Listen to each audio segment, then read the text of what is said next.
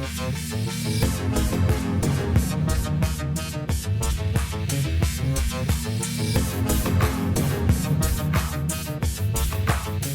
Sciforror Film Podcast.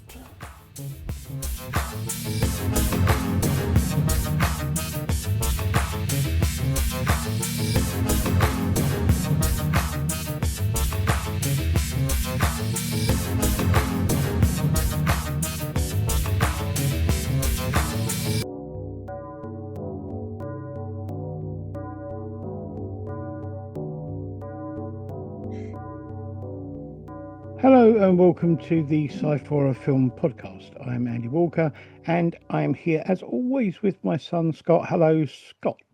Hello there. Hello. I don't know if it's something to do with my teeth, but I seem to be whistling a little bit every now and again when I speak. It's a strange thing. It's the moustache. It's not the moustache. How you doing anyway? Yeah, I'm surviving, I guess. How are you, Mm. Father? How's things? How's Well, yeah, my things are all right, thanks.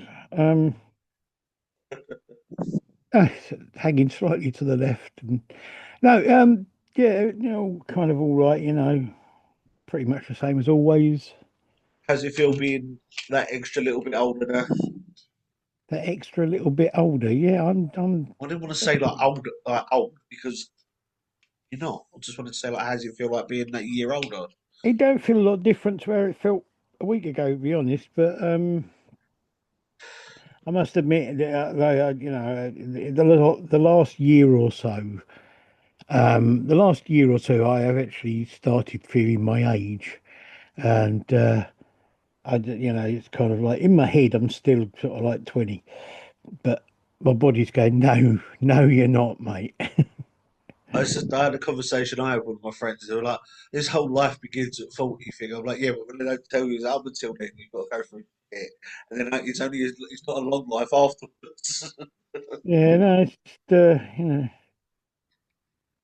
yeah, I don't know. It's one of those things. I'm supposed to be living a life beyond my wildest dreams, apparently, according to the uh, the literature. But can't say I haven't noticed. Uh, anyway, shall we get on with doing a film thing? Yes. Okay. This week we have two short films and a feature film. Now, the two of the short films are no, just start again. One of the short films and the feature film are kind of follow-ons from things that we've reviewed in the past. Yes. Uh, but we're going to start with the first of the short films, which is from this year, from 2025, and it is a thing called Joker's Wild. Yeah. This is a Busted Knuckle production. The writer and director is Aaron W. Bennett, and the cast is David Howard Thornton, Joel LeBlanc, and Hunter G. Williams. Yeah. Um, yes, it's not got a synopsis for this as such, but what it does say is that the film is inspired by a plot point in Death in the Family with a twist. Yeah. Um, so, the Obviously, first I thing, don't know just whether or not anyone knows, Death in the Family, obviously, most people would, but is a sort of thing from it's a film about Batman and stuff to do with that. So it's a bit of a plot thing to do with that, yeah. and it's well, yeah, For anyone who doesn't recognise the name, David Howard Thornton is the guy who plays Art the Clown in the Terrifier films. And in this, he's playing the Joker. I mean, I know, I mean, Batman over the years has gone, seemed to have got darker and darker as it's gone on with films and that sort of thing. And this is a very dark take on a Batman story, even darker than we see recently, really. Um, I have got to say that I am not a Batman fan. I've never liked Batman as far as the comics are concerned. I used Yeah, to quite like the original TV series because it was funny and silly, but I've never really been a big fan of Batman. I've never really yeah. it's never been my kind of thing. Um, but I thought this was interesting and a very different view of the characters. Um, that's it. This is where me and you're actually completely opposite. I liked a lot more of.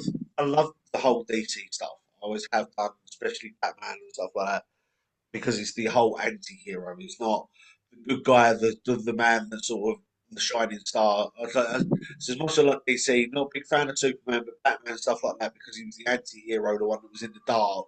Yeah, I liked that, and yeah, some of the earlier bits where he was the sort of the like Adam West and stuff like that, I thought was quite funny. But as he's gone on, it has got a lot darker.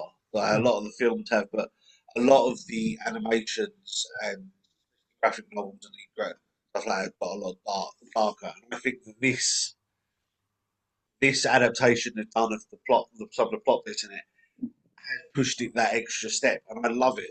I love their take on this because it is one of the things that is the fact that I've always sat there, especially when it comes to stuff like this, and the whole story bits that are sort of explained within the premises of it, but never are in yeah, like stuff like where someone goes, "I'm going to make a story of it," and for these to do that and make it work so well, and the fact that I have come to the conclusion that David Howell Thornton is just an amazing psychopath actor. He plays it so well, and the fact that yeah, I genuinely for a moment, like when I first started watching this, I thought all I'm going to see is art. All I was going to see was him being Art the Clown, or just a bit of makeup. But when I first started watching it and first see him, I completely forgot who he was.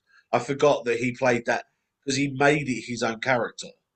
yeah. I mean, I kind of like this film. It was good, and I liked his portrayal of the Joker. I thought it was really good.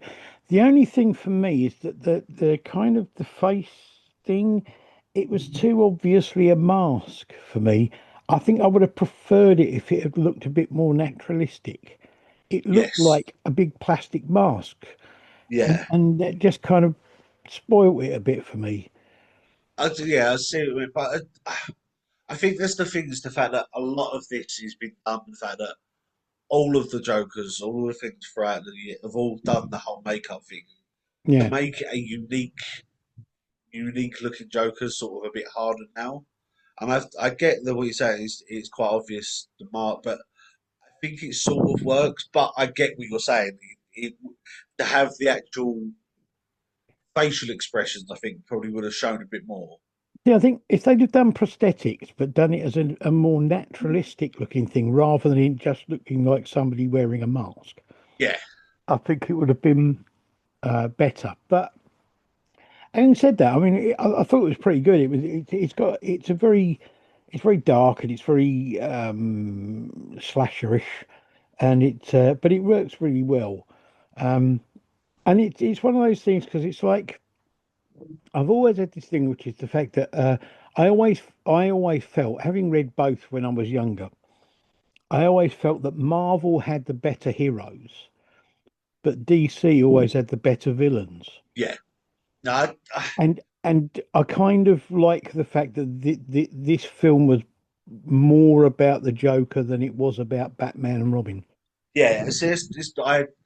I sort of agree. There are a few of the heroes that from DC that I like, but I do agree with you the fact that the villains from DC always were miles above what I thought were Marvel, and he's good. I like these films like this where they no, I don't want to say like they focus on the bad guy, but it gives you that different look. It's not Yeah, just they're there to get beaten up or they're there to be stopped. They've got their own story. They've got their own lives that are going on, and I yeah, like the fact that this is it showed more of his side and the fact that it's not just he was there for a Batman villain. He had his own mind, basically. Yeah. And like, I really, and as I said, the guy writing, Bo Coleman, I think it's such an amazing way that he's done this and put this not only an idea that he's had based on what he's seen, but then be able to put it into paper and put it into like into his vision out onto something. I've got to say, I mean, I've watched a fair few things that are kind of fan fiction type films and things, and I haven't really rated many of them because most of them kind of like are a bit naff and they Yeah, kind of like they make points that don't need to be made and things like that. But I thought this was really well done, and it was a yeah, really well made film and a yeah, really well put together film as well. yeah. So Mm. I totally agree, and I think that it's insane. Like I said, if David Halford, he plays it almost too well. Yeah, It's like yeah, because knowing the fact that he's played Art McCann and his version of the Joker is very disturbing how well he plays this sort of type of character. yeah. No, I I agree think with you. he was a great choice for it. Yeah, no, I agree with that. As I say, for me, the only thing was the mask thing. Yeah. It was a bit off-putting and a bit naff for me. Okay, so our second short film is a film called Slaypril Fools 93D, Prankster's Paradise. Now, this is on MyTube Pictures from 2025. Director was MJ Dixon, and the cast, I'm going to go through some of them, not all of them, but some of them. Eve Oliver, Paris Rivers, William Marshall, Martin W. Payne, Monica Krzyzewska, Adam Lesmore, Richard Fish, or his voice anyway, it's not in. Yeah. Also, it also has Lewis Cooper, David Gilmini, and Joe O'Connor. The synopsis for this says it's that time of year again when the prankster is out and about and ready to fool you to death. Um, Now, I will say right from the beginning that this film on is on YouTube and it is also available in 3D if you have the ability to watch it in 3D. I don't quite know if you've got a 3D television and maybe glasses and things like that to watch it with. I Yeah. don't quite know how that works, but it's available in 3D. We only watched the 2D version because we unfortunately don't have that kind of technology available to us. Yeah. So what did you think? Um, yeah. I it took me a little while because obviously this is another one that we've done bits of, like the sort of trick. And I sat there and I was sitting there running through my brain and I just don't know what's going on. But it's it was bits of it that I liked, like the cinematography to it that I liked. The sort of I don't know, the idea behind some of the pranks. Well, I say pranks in inverted commas, um, were interesting, but I don't know. I just, it's one of the moments. I got to the end of it, and I was like, it's one of them films. I said, I got to the end, and I'm like, oh, what have I just watched? Yeah. It was, it's one. I sort of sat there at the end of it, and I was trying to explain, like, because I sort of said that bit out loud. Going, what have I just watched? And maybe went, what? And I'm like, I don't even know how to explain this. No, I mean the It's thing is, you really the I think if you've watched the previous Slaypril Fools shorts, and yeah, also the prankster was in a couple of the other films. We did a feature film which yeah, prankster was in in a little part. It yeah, wasn't the main character, um, but he's appeared in a few of the My Two Pictures films. Um, then you probably understand this better. But I know I thought this was a kind of a good slice of humour wrapped up in a slasher movie. Uh, I would say it's definitely a selective humour. It's not. I don't yeah, think it's a. I don't well, think it's a it, general humour. You've I got don't to know. have that. It's a very British dark humour. Yeah, it's Um, that very British sort of. but it's dark, dry sense of humour that not everyone's going to understand, but but if you do, it's it's going to be funny. it's in the same vein as their other movies. That's the thing. If you've watched any of their Yeah, films, then you will get yeah, the jokes, and you will get the sort of humour as it goes. Um, it's good fun with some good effects and some excellent over the top performances, uh, to say the least. yeah. Um, it's I don't know. I enjoyed watching it. I Oh would. yeah, I enjoyed watching it, but I saw as again I sat there and it was almost that sort of moment of disbelief. Yeah, Sort of it's like not in a bad way, but it's sort of one of the ways that you just sort of like I'm not 100% sure if I could ever. It's sort of like one of the things just you've watched it and I'm like, I watched it right because it's sort of one of the moments that I sort of sat there and sort of myself like, if I explain this to anyone, yeah. they're probably going to think I'm a little bit mental. Yeah, but it's that sort of film. It's about a guy who plays pranks on people and kills them sort of like slasher style, and Yeah, he's somebody who's been killed and come back from the dead. That in itself, that premise is yeah. kind of But this is what I'm saying. For us who's watched it and for other people that watched it, that is a very understandable moment. But if you sit there and say to someone who had never watched this, it's about a trickster who's been killed himself, who's come back to life, and then pranked on other people to kill them in a very slashery way. You can sort of understand that look of why people go, "Are you okay?" But I love their films. I love the way they've put their films out, or the way they do their films. It's a lot of British anecdotes and humour that's involved in it. And yeah, I think there's certain films where it doesn't work, but I think with their films it does. It yeah, works to that. It's that perfect balance of humour and like sort of slasher gore enough to balance it out without it being over the top. yeah. No, I agree. I definitely agree. It's well worth a watch, and if you can see it in 3D, then let us know what you I've thought got to of admit, it. I do want to try and watch this now in 3D just to see what the difference is. Yeah, if you watch it in 3D, let us know what you think of it in 3D, and whether you thought that the effects worked well like that.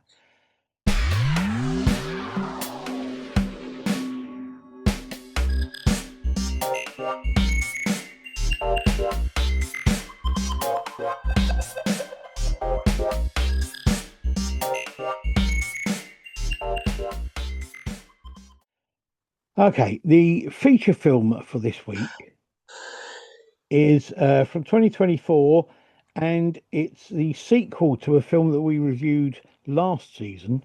This is a film called Grotesque 2. Yeah, This is on Higher Universe Pictures. The writer and director is Brandon Rhinus. The co-writer was Julie Wellen. The cast for this is huge.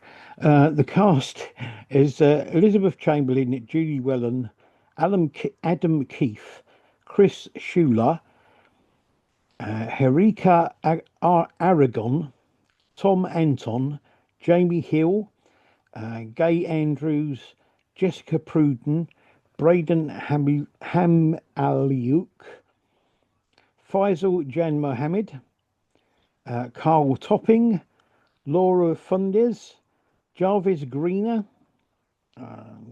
Geordie Cheeseman, Dave Crazy Dave Williams, Eleanor Haydnikova, Jeffrey J. Scott, Ridey Zeiker, Kelly Krause, Trish Van Dornham, Gavin Bartlett, Jen Robinson, Jason Bannister, Nick Galfer, Jade Benoit, uh, Catherine Kunkel, Danielle Krevenecki, or Krevinky, and Alice Wordsworth. There you go. The synopsis for this says lovable psychopath Mildred Moyer is at it again, unleashing her unique brand of vengeance on a corrupt religious organization that took advantage of her and others. So yeah, I Yeah, mean, as I say, we reviewed the original Grotesque film last year, last season, and this is pretty much more of the same, really. yeah. um, It's pretty much exactly the same film, just after a different lot of people. well, yeah, maybe. I I thought that some of I mean, it's a good story and all that kind of thing. Continues the and builds on the first film. But I really thought that some of the practical effects in this were brilliant. Yeah, They were so well done. yeah. It's one of the moments where there were parts of it that I was like, "Yep, this is a without being horrible. This is a not big budget film Yep. that had the obviously like didn't have a massive like Hollywood budget to it." And I was like, "Okay, yeah." But then some of the effects, I'm like, "What did it?" Because some of the effects, I'm like, "These are amazing and amazingly done." Yeah. Oh, I know. I was so impressed, and there were so many death scenes in it. Yeah, so I Each did one of sort of them, lose count. each one of them was different, and each one of them looked really good and was done really well. I mean, the other thing that gets me about this film, and it got me about the first film, is the fact that I am not a huge fan of American humour No. in general. I mean, there are exceptions to that rule, as there always are. Um, but I think the humour in this film works really well, and it's really well written. Uh, Yeah, it's almost sarcastic humour, yeah, especially not all of it, but some of it, especially stuff that she comes out with. A lot of it is sort of sarcastic, sort of almost realistic humour. yeah, I know what you mean. I mean, it's interesting. I'm not completely sure whether I think the film, story-wise, and that is as good as the first one, but I think it's a really good sequel to that film, and it's a good, fun film to watch. Yeah, I don't think it's quite fallen into the bracket of a lot of films where it's a good film and then the sequel's like atrocious. I think it's fallen into that bit of it's not as good, but it is still a good film. Yeah, Like it's not one that I've watched and I've gone, well, they didn't need to make it. But after watching it, I'm like, okay, I like the fact that they made it. It's a great film, but it's not one that I was like at the end of it. I've gone, oh, I'm so like, I really wish they hadn't. yeah. It's still a good film. It's not. I'm just like agree with you. It's not. I wouldn't say as good as the first one, but it has its moments with Oh a yeah, I lot of think things. it's a good film. If this was just a standalone film, I would say it was a really good film. Yeah, Being sequel to the other one, the only thing I can do is compare it to the other one a bit and think, no, it's really good, but is it as good as the first one? I'm not absolutely sure. yeah, The thing that I liked about it is the fact that even when, and there are a couple of times, even when the effects are a bit naff, you kind of get the feeling that they're meant to be a bit naff, and that it's done in a fun way. yeah. It's yeah, I know it's you're talking about, and I agree with you. It's you sort of watch it and go, but then as you're watching it go, it works. Yeah, I think it's kind of like they've embraced the fact that they don't have a big budget and that they Yeah, some of these things are going to possibly look a bit naff on the screen, but they kind of make it a fun part of the film, so it yeah, works within the context of the film. Um, but no, I really enjoyed it. I enjoyed watching it, and that's comedy is very subjective. It's a big thing. It's sort of like, there are some things that I know some people find absolutely hilarious and they love watching. And I honestly don't get it and I can't stand them. And it's like, and with horror films, it's even worse because with quite a few comedy horrors, you either get the comedy doesn't work or the horror doesn't work. But in this, I think they both work really well. Yeah, no, I agree with you. The trying to mix. We said this before. Trying to mix any two genres together. There's certain ones that go well together. Obviously, you've got the action horror go well together. And some sci-fi horrors go well, but to do ones that are really meant to be complete opposites. The comedy horror bit. It either goes. Normally, we've watched ones where it's either too much comedy or too much horror, and you forget the fact that there's other bits in it, Yeah. or it's overdone. And I think this they've got the balance of this perfect. It's like it's a very like sort of subjectual comedy. You've got to get it, and it might not always be everyone's cup of tea, but it works well with the horror. So if you don't find it funny, it's still got something you like. See, the funny thing about this sort of film is the fact that I think if it had a really big budget and they had top-notch special effects on it, it wouldn't be as good a film No, I think because it's you need that kind of the humor of it sometimes not being great to make yeah. it work. It's I think growing up with the films we've watched, I think it's some of them B movies that we've watched where you go, if this had the budget of an A-list film, it wouldn't be as good as it is because it's you look at it and go, that works better because it's a little bit blurry there on the camera, or Yeah, that bit's fall off the wall just accidentally, but and it works a lot better. it's the fact that, as I say, when there are a couple of places where the effects aren't as great as they possibly could be, but because they incorporate that within the kind of humor of the film, it makes the film better. Yeah, So I think it really works well.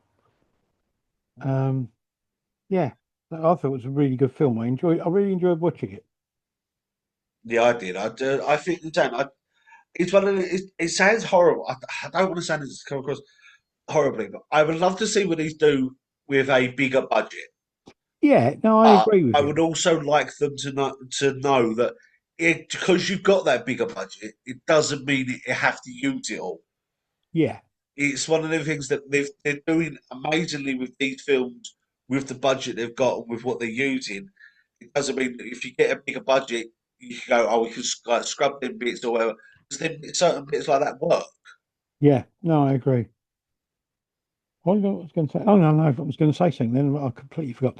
Right, but yes, there you go. There were three films for this week. The first one was Joker's Wild from 2025. Second one was Slaypril Fools Day 93D, Prankster's Paradise from 2025. And lastly, the feature film from 2024 was Grotesque 2. I will put links up to all of them. They're all on that YouTube. place, YouTube. That's it. They're all on YouTube, and you can watch them on there and stuff. Next time we will be doing this, we'll be doing science fiction again, and we will be looking. What our feature film is one again that will be on is on Netflix rather than being on YouTube. I've got a blind spot for YouTube at the moment. I don't quite know why.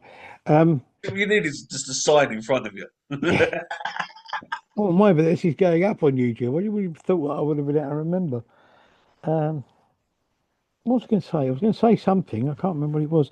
Oh, if anybody's interested, in July, the Lumiere Cinema in Romford are going to be having they're doing these special days. This month they've got a thing where they're showing five disaster movies. And sort of four of them are well-known ones, and one of them is a newer one.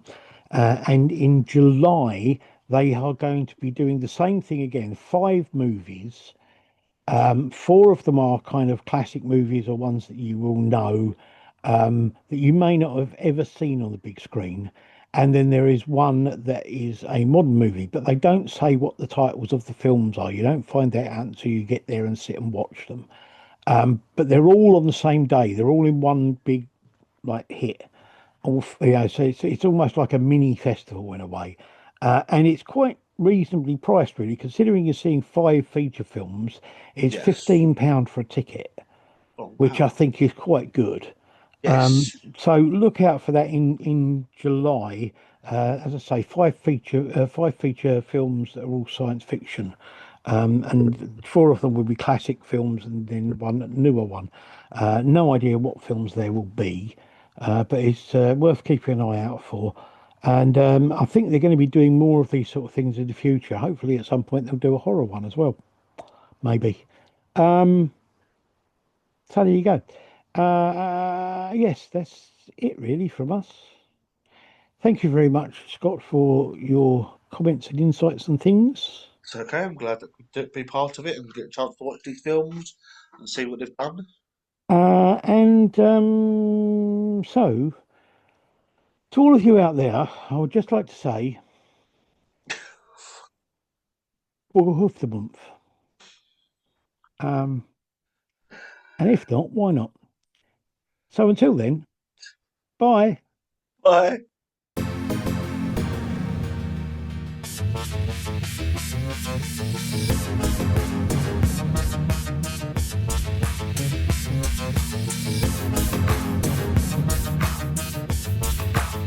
The Sciforror Film Podcast.